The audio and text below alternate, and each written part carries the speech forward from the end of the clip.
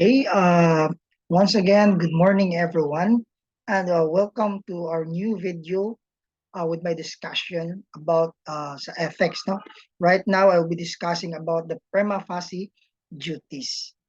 Okay, so I will be sharing to you my screen. I hope this is visible to everybody. So we're done discussing about different philosophies, principles coming from our moral duties and guidelines, no? So we've gone so far sa ato ang discussion. Right now, I will be introducing again another uh, theory from William David Ross. So, okay, so let's proceed. No? What is prima facie duty? Okay, so according to W.D. Ross, he was actually born in 1877 and died 1971. So there are several prima facie duties that we can use to determine what concretely we ought to do. So a prima facie duty is a duty that is binding, obligatory. Other things equal, that is, unless it is overridden or trumped by another duty or duties. So what does it mean about that one? So it's the prima facie duty on its very simple kayo no nga paghubad.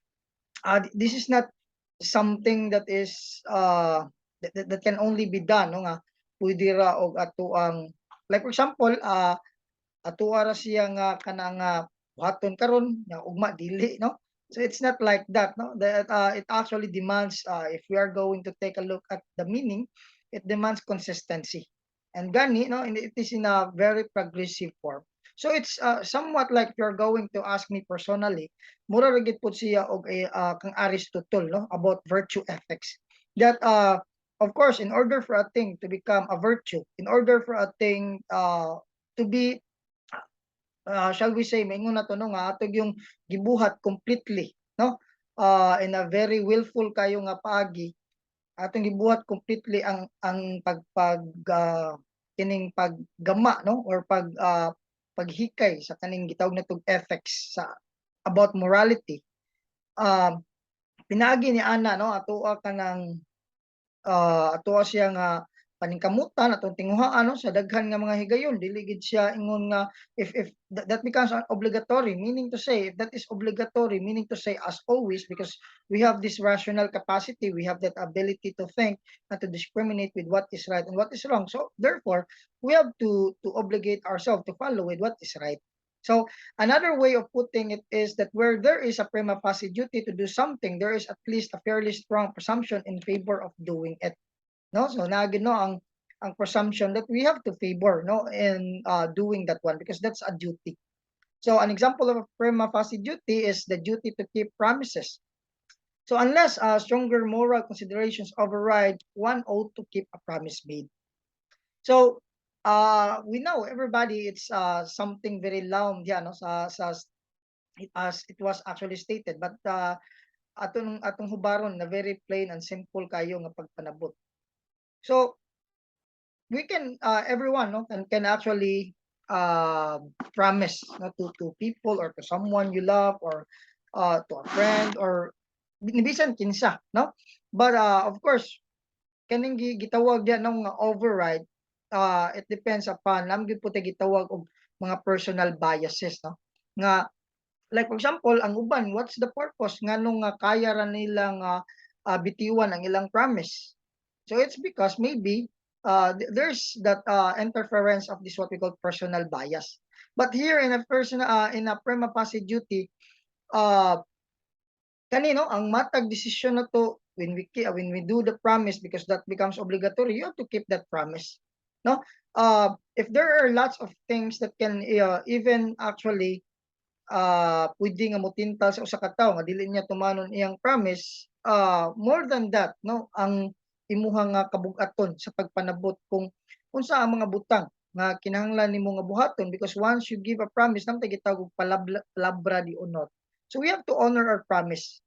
So that's an example of a prima facie duty. So by contrast with prima facie duties are actual or concrete, a duty is the duty we should perform, no, in the particular situation of a choice. So whatever one's actual duty is, one is morally bound to perform it.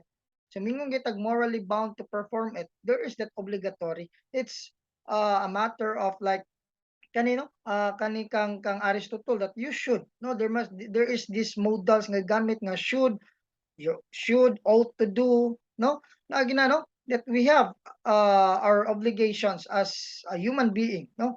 With our rational capacity. Mao ginano ari gid nakabase sa ato ang rational capacity ang tanan, no? Nga kabalom ta no unsay sakto kung unsay sayop. So we are expected to be in line and to perform a particular behavior or a particular response no sa usa ka stimulus in a very uh, morally upright nga paagi. Now, prima facie duties relate to actual duties such as reason to do, conclusions of reasoning. So, naa no? So here, the prima facie duties include. So there are uh, kanino na mga characters no nga gi-include sa prima facie duties. So we have fidelity. So what is fidelity? No, it's a duties of fidelity are duties to keep one's promises and contracts, not to engage in deception.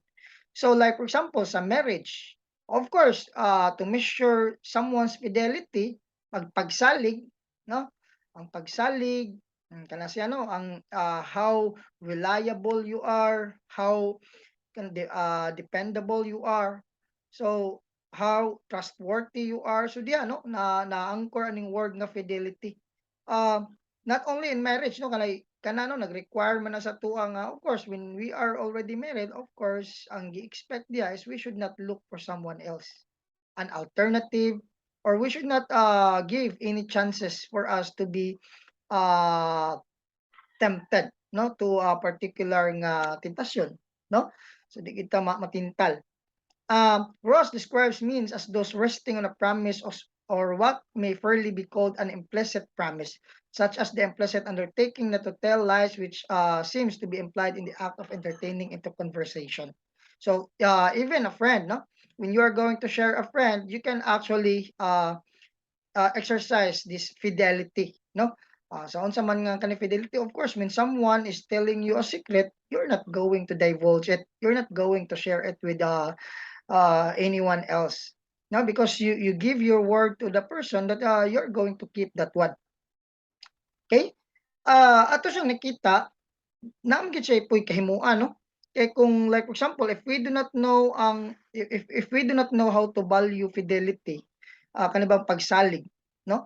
Kani pagsalig, pagtan-aw og unsay maayo, no? About ana, it could somehow lead no into this what we call misunderstanding. That's the reason why naiuban nga mag-away, naiuban maguba ang ilang mga kinabuhi kay tungod ana no they actually trusted the person not to share it but they shared that one. So kana no I think maybe WD Ross is also kuan po siya no kana bang he is I think sakto po siya sa iyang view. Now we have reparation. This is a duty to make up for the injuries one has done to others. Ross describes this duty as resting on a previous wrongful act. So kana no, mingon tag resting on a previous wrongful act. Therefore, no, na ginagitawag og pagbawi. No, mabawi ta na mao ta na mingon ta sir, sorry. Class, I'm sorry, no? It's because we aim no to undergo or we aim to actually uh reconcile to the process of reparation. So kung makasala ta, it's normal that we have to go to say sorry. No, it's normal to actually hail matawag na to no kaning mga gusot na mga relationships no, not only to a couple but also to friendship and to the neighbor and to the others no sa ato ang mga kauban sa trabaho and so on and so forth. Next, gratitude no pagka paglantaw og utang kabubuton. So the duty of gratitude is a duty to be grateful for benefactions done to oneself and if possible to show it by benefactions in return. So it's a very wide kayo no nga like mingon ta og gratitude it's in a very wide kayo nga scope because it's not only for ourselves, it's not only for what the other people have done to us because nama po kita og kaning moral facet duty no namo po tay I'm sorry, prima facie duty namo tay obligation, no, if not only to the extent that we have to say thank you, but it will be much more fruitful and much more meaningful if we're going to learn how to share also our blessings with the others. We are going to share also fruits, no, fruits of kanino sa atong blessings nga nadawat sa uban nga mga tao. Now, it's not only speaking to the amount, but also kanibang like gitigaan kag maayong pabor sa imong isig ka tawo, so you're going to do it also to your fellow men. Okay? Non-injury. So the duty of non-injury, also known as non-maleficence, no, is the duty not to harm other physically or psychologically, to avoid harming their health, security, intelligence, character, or happiness. Now, it's very important po, no?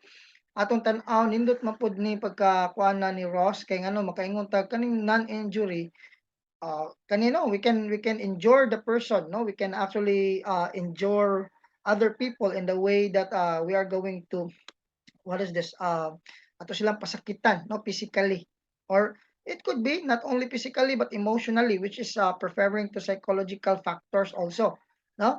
Daghan mga paagi kanibang maltrato, kaning pagstoryag sakit sa atong isig ka tawo, and we have to be cautious also, no, nga kanino part sa non-injurious nga paagi ba nga dita patakag buhi og istorya, dita pataka og panakit og laing tao.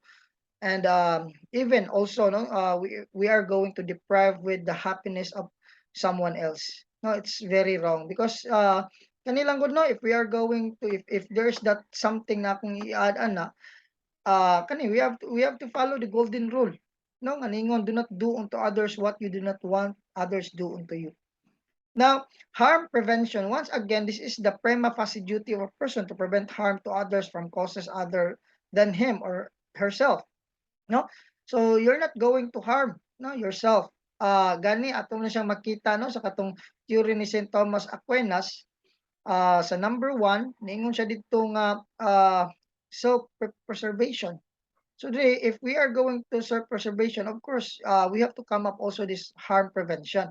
No, we should not harm ourselves, and we should not do any harm towards other people. Beneficence, the duty to do good to others, to foster their health, security, wisdom, and moral goodness or happiness. So this duty says, rest upon the fact that there are other beings in the world whose condition we can make better in respect of virtue or of intelligence or pleasure. So very simple again, no? We are going to do with what is good, no, towards other people.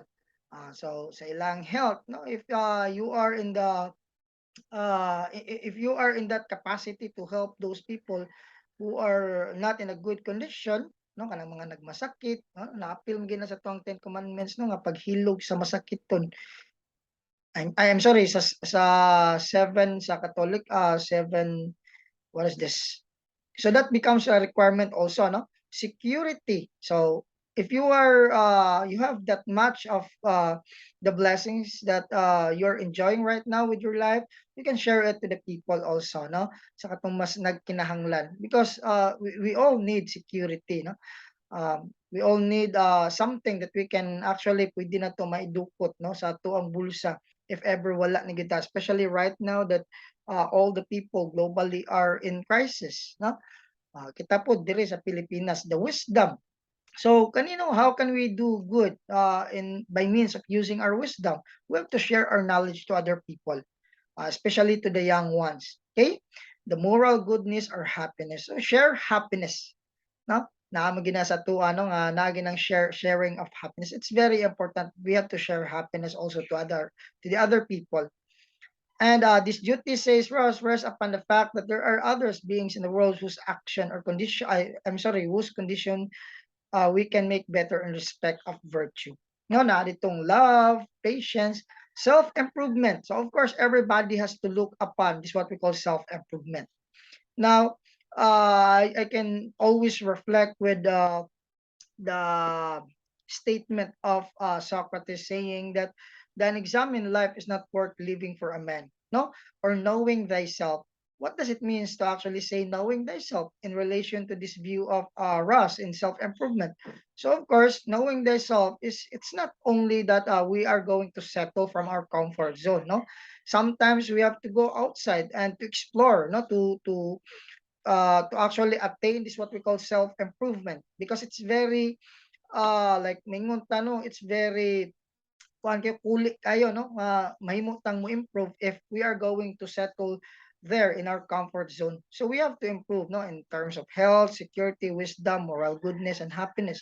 In the moral goodness, of course, no, whatever will be the things that we have done correct right now, of course, that has to be done and continuously so that the people can improve, no, and that can even reach uh, take to the person in the pedestal nga magmalampuson ta if natin maayong panglantaw sa atong kinabuhi, maayong nagtanom tag mga maayong gawi sa atong kinabuhi. And of course, justice is very important. Now, everybody are actually shouting for this, no, justice, and the way that we have to value also the fairness, no, the equality of every individual. Kay ningon man siya, the duty of justice requires that one act in such a way that one distributes benefits and burdens fairly.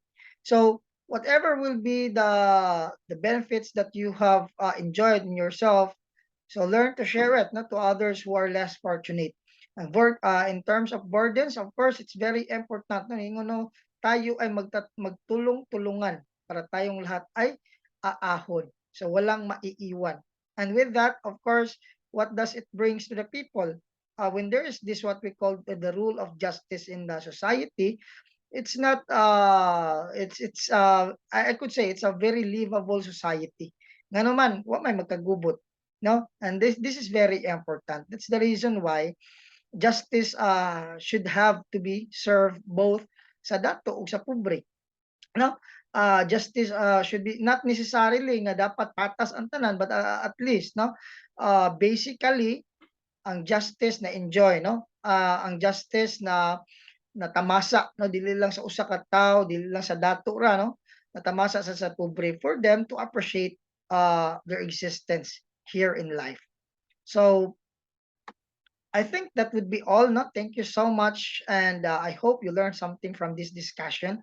Have a great day, everyone, and God bless you.